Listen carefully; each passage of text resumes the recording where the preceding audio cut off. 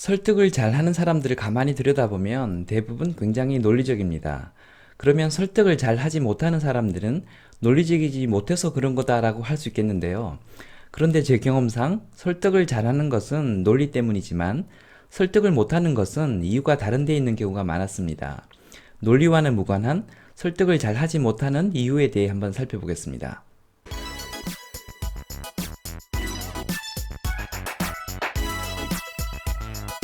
안녕하세요, 장프로입니다. 제가 30 초반 새파랗게 젊었던 시절에 주로 했던 일은 경영혁신이라는 것이었습니다. 전사적인 레벨에서 진행되는 경우가 많아서 여러 조직과 임원들의 이해관계 충돌을 조정해야 하는 경우가 많았습니다. 경영진의 힘을 등에 업고 칼자루를 휘두르는 일이긴 했지만 그만큼 현업으로부터의 저항이 커서 스트레스가 많았습니다. 어느 대기업에서 일을 할 때였는데요. 제가 욕을 하도 많이 먹어서 그런지 지쳐 보였던지 어떤 임원이 힘내라면서 몇 가지 조언을 해주셨습니다. 장 선생, 설득을 논리로 하는 것 같지? 설득은 논리로 하는 게 아니야. 설득은 정으로 하는 거야. 라는 것이었습니다. 이 말이 어찌나 강력하게 전달되었던지 지금도 이 말을 달고 사는데요. 겉으로 보면 설득은 논리적 과정처럼 보이지만 실제 설득의 결과물인 의사결정은 논리가 아니라 상대방에 대한 호감도에 의해 이루어진다는 것입니다. 우리나라 속담에 처갓집 말뚝 보고 절한다라는 것이 있습니다.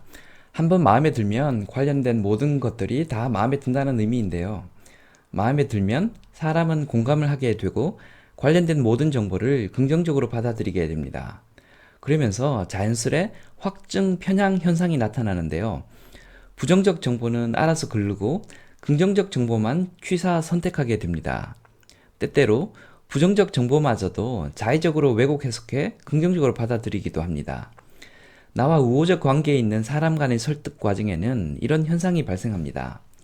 긍정적 확증 편향에 의해 약간의 논리만으로도 상대방을 설득하고 상대방으로부터 내가 기대하는 변화를 이끌어낼 수 있습니다. 그런데 당연한 논리지만 확증 편향은 반대 방향으로도 작용합니다. 기분 나쁜 놈이 말을 하면 무슨 말을 해도 삐딱하게 들린다는 것이죠. 한번 삐딱해지면 웬만한 논리로는 상대방을 설득하기가 어려워집니다. 완벽한 논리로 상대방을 반박 불가 상태까지 만들면 설득이 되지 않겠냐 싶지만 그게 또 그렇지가 않습니다. 납득은 되어도 설득이 되지 않습니다. 납득은 논리적 수긍까지만 의미하지만 설득은 의식이나 행동의 변화를 포함해야 하기 때문입니다. 수긍은 하되 그럼에도 내 생각이나 행동을 바꾸고 싶지 않은 경우도 많습니다. 그건 네 생각일 뿐이고 나는 알 바 아니고 뭐 이런 반응이 나오게 되는 겁니다. 실제로 저는 이런 일을 많이 경험했습니다. 임원들끼리 협약 맺고 회식까지 다 했는데 담당 부장이 나는 못하겠다라고 나오는 경우를 종종 봤습니다. 저 임원은 곧 나갈 사람이고 나는 뒤에 남아서 저 똥 다 치워야 하는데 난 못하겠으니 하려면 당신이 하시오. 이런 말을 실제로 들은 적이 있었습니다. 예전엔 저도 잘 느끼지 못했는데요. 최근엔 다른 사람들 간의 커뮤니케이션을 보면서 논리보다 호감이 설득에 훨씬 더 중요한 요소라는 것을 실감하게 됩니다. 열띠게 싸우듯이 논의를 하는데 논지가 뭔지도 모르겠고 결론이 날 가능성이 안 보이는 회의가 산으로 가는 경우들이 있습니다. 그런 회의들을 가만히 들여다보면 논리적 근거라고 제시를 하는데 그 밑에 날선 감정적 공격이 깔려있는 경우가 많습니다. 논거는 전달되지 않고 감정만 전달되면 회의가 산으로 가게 됩니다. 이렇게 되는 경우 누군가 맨 처음에 그런 방식으로 포문을 연 사람이 있습니다. 본인은 의식하지 못했겠지만 논리적 근거를 제시하면서 공격적인 감정을 실었던 사람이 있었다는 것이죠. 그런 감정적 공격은 특별한 경우가 아니라도 개선안을 제시하는 과정에 부지불식간에 일어날 수 있습니다. 상대방의 과실로 여겨질 수 있는 부분을 상대가 어떻게 생각할지 깊게 생각하지 못하고 언급하는 경우 발생합니다. 호감을 획득하려면 노력이 필요하고 시간도 오래 걸립니다만 호감을 잃는 것은 순식간입니다. 상대방에 대한 문제점을 예고 없이 언급하거나 알게 모르게 상대방이 평가절하될 수 있는 멘트가 내 입에서 나가면 나에 대한 호감은 바로 사라지게 됩니다. 다른 사람의 과실에 해당하는 부분을 언급할 때는 특히 조심해야 합니다. 그 이유는 내가 말할 때와 내가 들을 때 말 속에 담긴 내용을 받아들이는 민감도가 다르기 때문입니다. 다른 사람이 나에 대해 말할 때는 내가 매우 민감하게 받아들입니다. 그에 반해 내가 다른 사람에 대해 말할 때는 그 말이 상대방에게 어떤 임팩트를 줄지 제대로 인지하지 못합니다.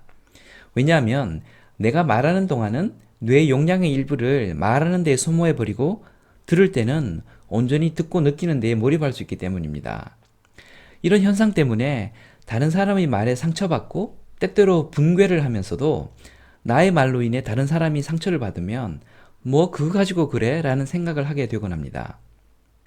다른 사람의 과실과 관련된 내용을 언급할 때 특히 조심해야 하는 두 번째 이유는 상대방이 공격을 받았다는 느낌을 약간이라도 받게 되면 자기 보호를 위한 방어 기제를 작동시키기 때문입니다. 방어 기제가 작동을 하게 되면 내가 말하고자 하는 의도나 그와 관련된 논리적 근거에는 집중을 하지 않게 됩니다. 반대로 내 말 속에서 논리적 문제점을 찾아내어 자기가 잘못한 것이 없다는 것을 입증하는 데 생각이 집중되어 버립니다. 그렇게 되면 논리는 무의미해지고 설득은 요원해지게 됩니다. 결론입니다. 상대방을 잘 설득시키려면 논리적이어야 합니다. 하지만 그 이전에 상대방이 방어 기제를 작동시켜 부정적 확정 편향이 발생하지 않도록 하는 것이 중요합니다. 그러려면 나의 말 속에 상대방이 거부감을 일으키는 것이 있는지 인지하는 능력, 줄여서 공격 감수성이라고 하겠습니다. 공격 감수성을 키우는 것이 중요하겠습니다. 공격 감수성의 부족은 저도 최근에 깨달은 부분이고 저도 잘 안 되는 부분이라 각별히 조심해야겠다는 생각에 같이 이야기 나눠봤습니다. 감사합니다.